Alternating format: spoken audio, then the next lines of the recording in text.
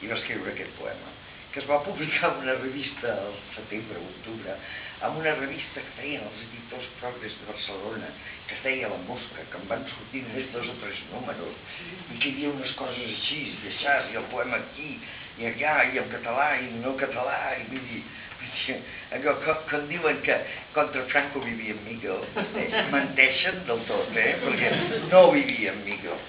Però bé, doncs ell va agafar Midsommar Night, és Midsummer Night, o sigui, és com la nit d'estiu de Sant Joan, la nit de Sant Joan, vaja. I ell mateix va posar unes notes que diu, llegeixo primer les notes perquè jo crec que es gaudeix més del poema. Diu, nota, Midsommar Night correspon evidentment a Midsummer Night, i Lluça Blana vol dir clara nit blava. La frase surt de Dr. Glass de Jaume Soler.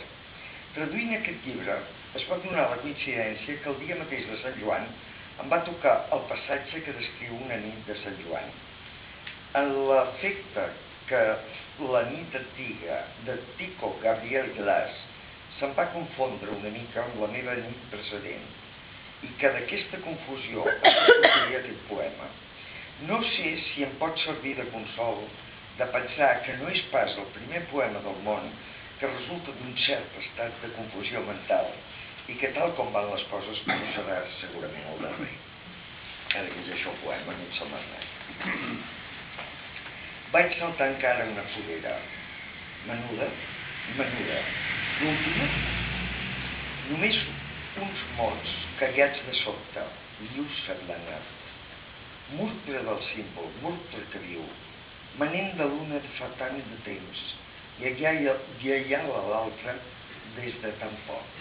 Tu, la d'enguany, murtre en qui crec, abraça'm, no símbol de res.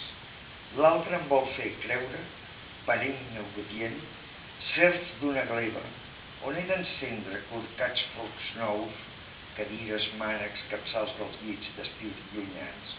Cada solstici, quan és tan vell, saber com viven els toms dels anys, que cremin, sigues la més perenne tu, nit enguany. Moltes gràcies.